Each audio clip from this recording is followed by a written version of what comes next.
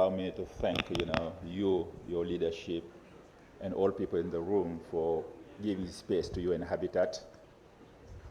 I'm worried about sound. Can you? Yeah. What's your preference? Yeah, this one. It's okay. Are they okay? Yeah. Speak close. Okay. Thank you so much. It is a wonderful and a privilege for UN Habitat to be here. I know we have been in this space for a long time on this collaboration with CAHF, and I believe that we are making miles on improving and also extending this collaboration, especially in Francophone country. As you already introduced it, Kesia, I think the whole question we have been asking ourselves from day one is based on the complexity of the ecosystem of housing. We realize that not only one organization can do it. We need to come together. We need to look at the valuation in terms of complementarity, in terms of synergy. And this is some idea we have been nurturing with other entities in the industry for many years to see how best we can develop a concept of working together. I think it took us time, Shelter Africa, Islamic Development Bank, the European Investment Bank, I think they all expressed the need to have this framework. And where we got to this deep reflection, I think we were thinking maybe let's see something very simple, very nimble, and not compulsory. They can bring together people to put on the table their value addition, but also their contribution. But at the same time, the whole idea is to match the demand and the supply side as well. When it comes to requests we are receiving in Africa, I think you have heard a lot about the rapid trend of urbanization and how city will be, if you want, the epicenter of this housing crisis. So before I present the concept of what we call housing compact, of course, I want to do some kind of overview. I think we will talk about the urbanization trend. I will not spend time on this. Even the previous speakers, in the example of Tanzania, was talking about the pressure, urban pressure happening in Africa, and especially when it comes to youth. And we talk about employment, we talk about access to housing. There's some category we need to think about. It's about youth, it's about women and other categories. Of course, some elements that come strongly yesterday in the conversation.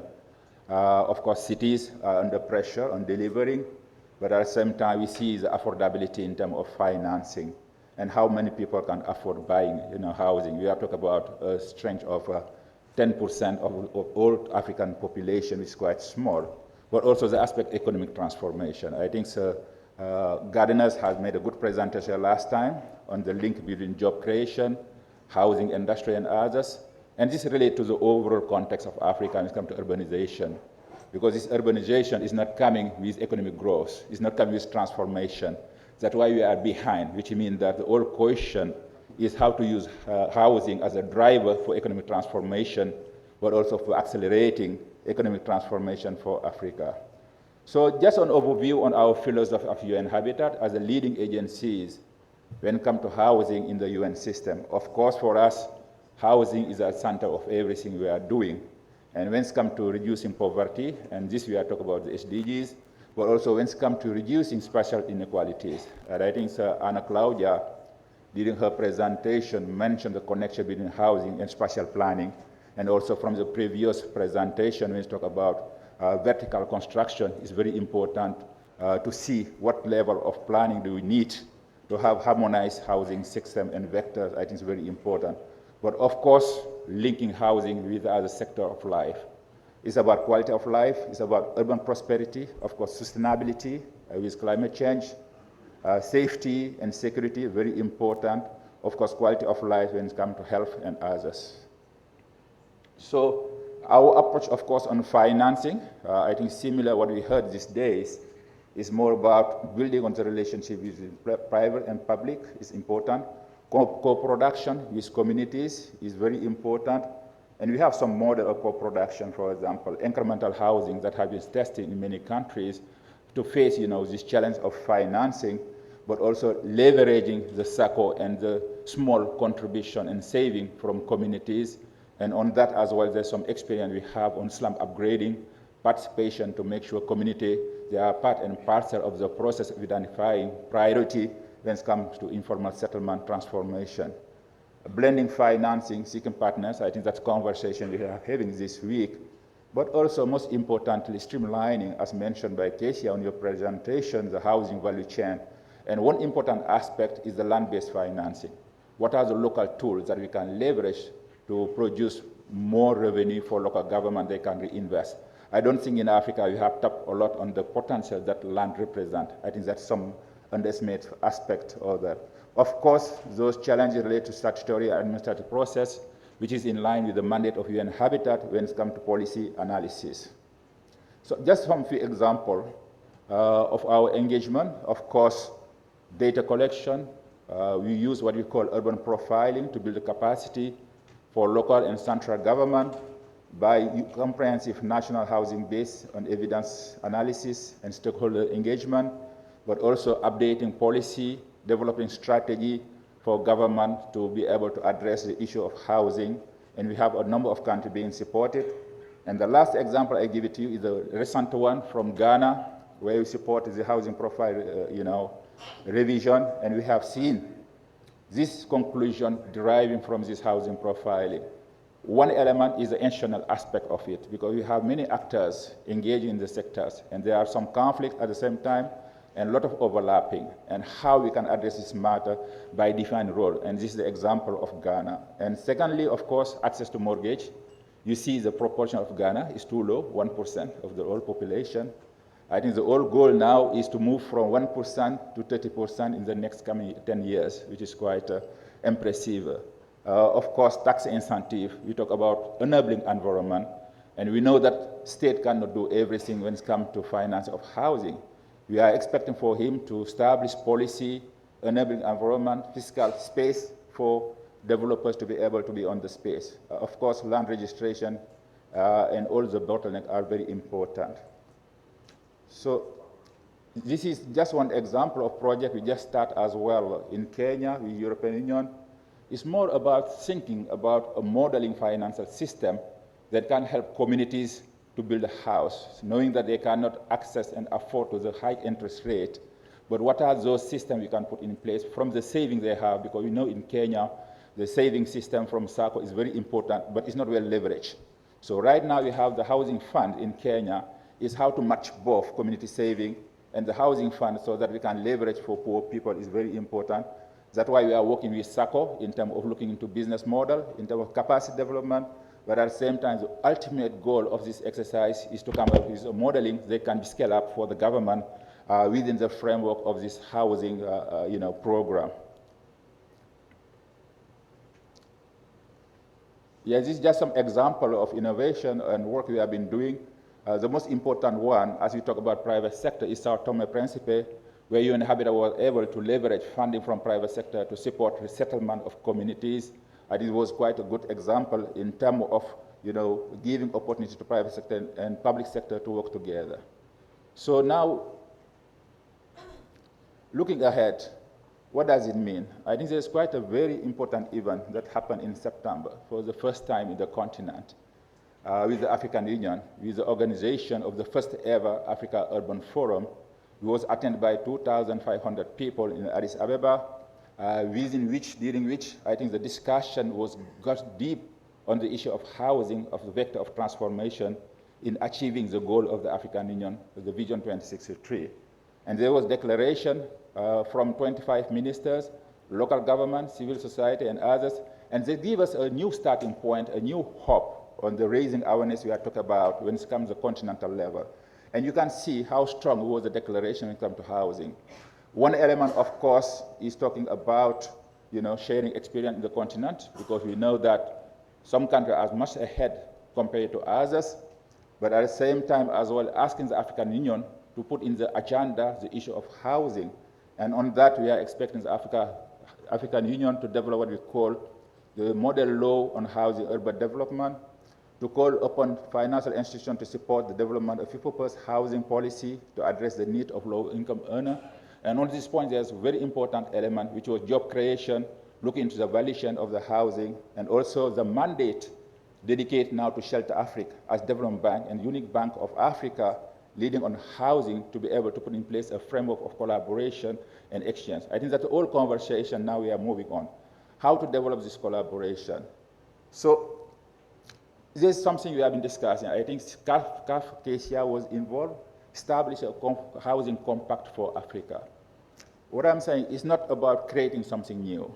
It's about tapping on value addition and comparative advantage of all actors in the sector to create a simple mechanism that can allow us to respond to the need of member states when it comes to housing, project, and program. So that was the reason why the objective of this is more about a regional platform for government, private sector, civil society, intergovernmental, international organizations to work collaboratively to make progress toward well-performed housing sector in Africa. Secondly, it's about defining a complementary approach across stakeholders. It's more about complementarity so that we avoid silo and confusion and also stepping on the old stump. Thirdly, it's about foster cooperative approach to create sustainable housing ecosystem and address the deprivation of those living in inadequate housing conditions.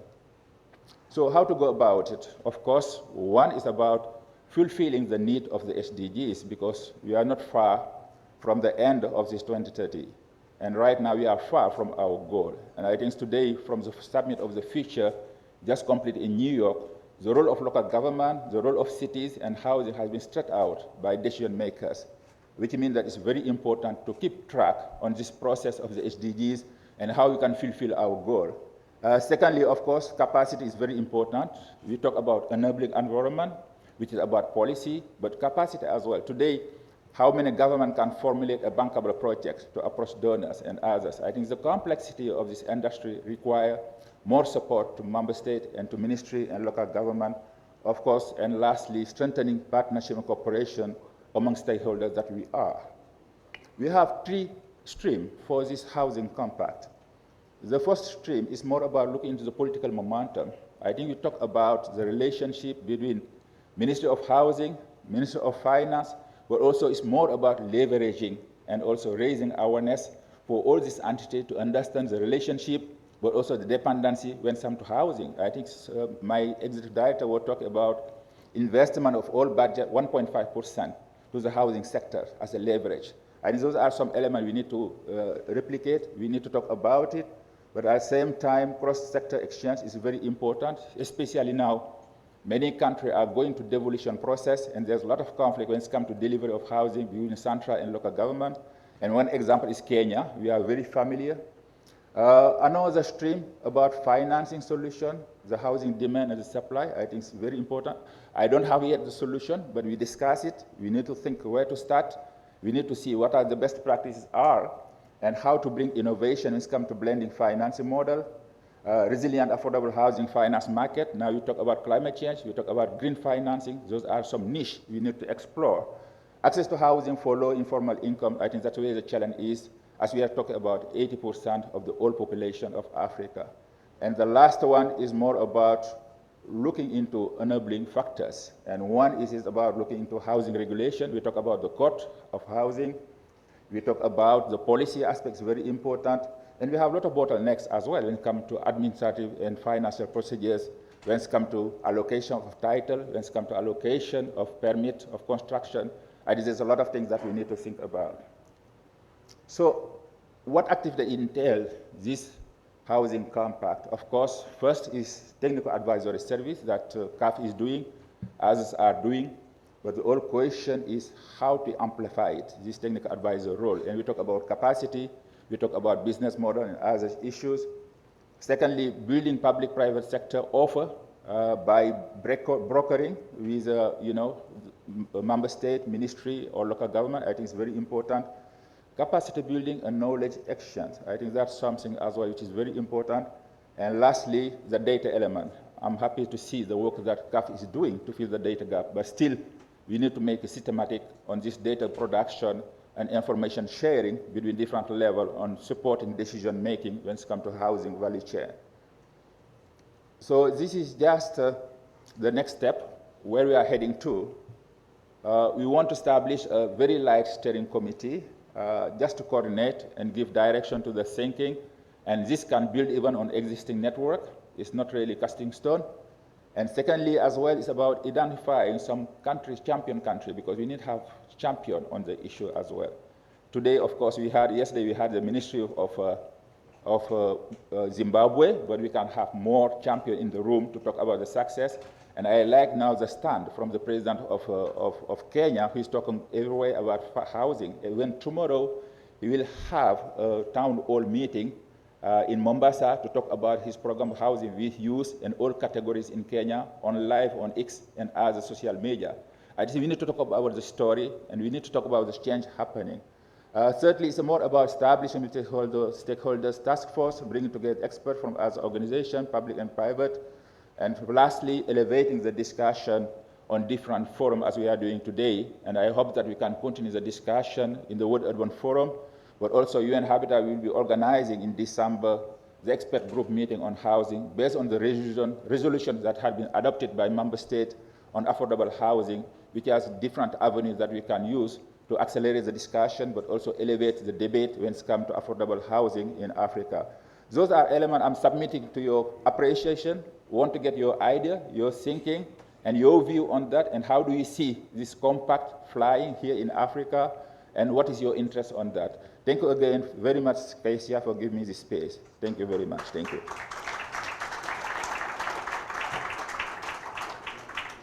Omar, I think stay here, because maybe there's a question or two.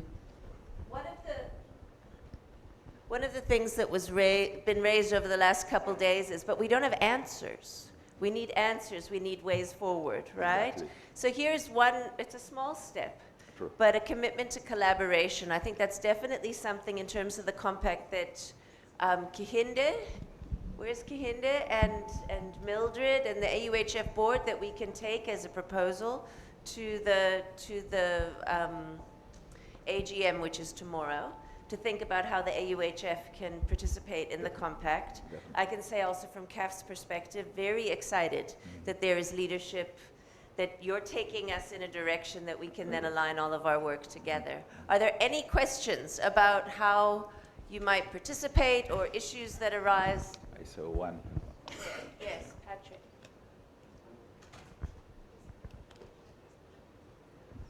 Yes, here. There you go. Thank you. Thanks, Kesia. Thanks, Umar. So I'm Patrick McAllister from the other Habitat, Habitat for Humanity, not UN Habitat. I know you might confuse us because I look very much like my brother. I'm probably a little younger than him, but no, seriously, and I've probably said this to a lot of you here, probably anybody who is trying to invest into Africa internationally. I think one of the, if not the biggest issue is foreign exchange risk and how to manage that, and how to reduce the cost so that the people that we are actually trying to lend to, and we have a fund, Microbuild, and we try to lend to microfinance clients, so they're already paying high interest rates. If we add the hedging cost on top of that, it makes it completely impossible for them to borrow and therefore for us to lend. So I'd love any ideas on how to deal with that. Like you're saying, Casey, we need solutions. I haven't heard any solutions, but I'm completely willing to engage with everybody to try to find that solution, that way forward. I don't know what it is. I don't think I haven't heard any solutions. I've talked to a lot of people about it, but let's come together and try to figure that piece out, which will really help unlock investment for lower income families trying to improve their homes. Thank you, Patrick. My brother and twin, we can say, UN Habitat for Humanity. Sometimes you go to countries, they say, oh, you were there last week. I say, who was it? They say, oh, Habitat for Humanity. No, but we are having excellent working relationship, Habitat for Humanity. Even on your question, how to lower down this cost together in Kenya, we have been part of this joint project funded by European Union to help those SACCO to think what are the modeling systems they can establish to listen. But one avenue we are exploring really on that, and that's where the intervention of the states is very important in terms of subsidy and others. You can see some SACCO in Nairobi, even I think Sheta knows very well than me the contact of Kenya. I've been told the interest rate for those SACCO women's group is 34%. It's too high. Who's going to pay for that? So how to match, for example, today the experience of this housing fund of Kenya, which is billions of shillings, a lot of money, with some subsidies that as actors are bringing to bring down the interest rate. I think that's something we are working together, Habitat for Humanity in Kenya. I don't have yet the solution, but we are working on it, and that's where we need to come together again, as asked by Kesia. I don't know if somebody else in the room has something to add from their experience on that. But of course, for me, we cannot talk about this housing and isolated from the economic environment as well. It's very important. We need to create these jobs. We need to create this revenue. I mean, we are talking about informality. Of course, informality doesn't mean that they don't have capital and asset to invest.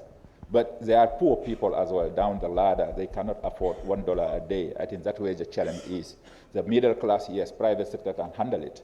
I think that's where the reflection would be on, I know Senegal, they have this experience of the tax on the cement to allow this informal sector, to be able to have some guarantee of fund when it comes to mortgages. And there's some experience, but they are not at scale, unfortunately. But for me, the role of the government on fiscal incentive and economic empowerment is very important. Thank you very much. Yeah. Thank you. One more question from Stephen Wanjala. Good afternoon. I think the whole collaboration that we have been discussing here is about collaborations. And we said we want to be very pragmatic. I think I had the privilege almost 13 years ago when I was working in Tanzania. I started a working group. And for you to start a working group, you must all be vulnerable. That is one of the key ingredients. I think we had part of the members were the Bank of Tanzania, Ministry of Housing, FSDT, and other players. So how did we come together? We all agreed to grow housing microfinance. By then in Tanzania, we were to come together and see what do we need to do. And we were all vulnerable and wanting to learn. So that is just my suggestion that it can work. And that is how we can make it happen. Thank you. This is my small contribution. Thank you. Omar, do you want to add to that? No, thank you, my friend Stephen. Just to let you know, Kesia, any update I get from the land sector, I get from Stephen. Every morning, he will send me an update. Me too. You too? Me okay. too. Thank you so much. That's collaboration already. Information sharing. It's very, very It's fantastic. helpful. And Fantastic. I think we're all of us, if you're not on Yeah. Stephen's mailing list, connect with him because it's very informative. Exactly, exactly. But it is what this compact is actually All about, about, because exactly. we meet formally here, True. and then we go to all of those different And we committee and meet working in groups. Cairo yeah, soon. in Cairo and Yeah. so on. But then we also connect with one another informally, Definitely. and that just percolates and things Exactly. happen. Exactly. I think the question about the technical issues of finance as it relates to the reality of very, very low income people, those are the things, that's why we need the private sector to come together with the public sector. And I really think it's important, I think the private sector is constantly thinking, well, then that's just not for us, because we're not going to engage in the market that should be a subsidy market. It's an enormous market, and there is so much nuance within that. And the innovation of the private sector is not only needed, but there's a real opportunity there too. So to play with that, I think that's why we want these kinds of collaborations. Thank you so much. Thank you so much. Here you are. There's a photograph. Thank you for the question. I think that the FX risk is really one of the most important things that they can't help European and foreign investors to come in Africa. But one of method that we can use it is the swap, and we can just.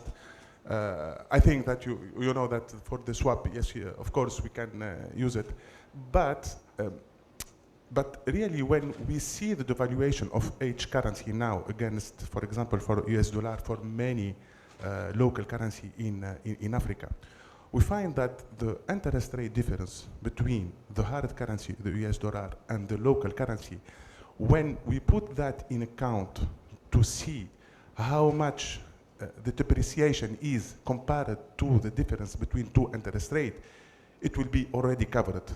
That's mean.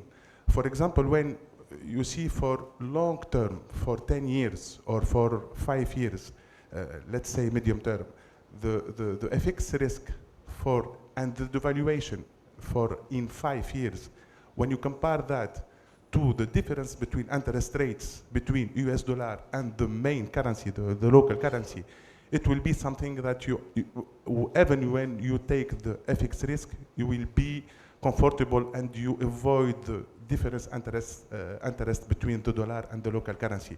I think some calculation was done on those risk and allow for many African countries that really there is no FX risk on this side. Yeah, thank you. Nabil, thank you. We'll take that conversation.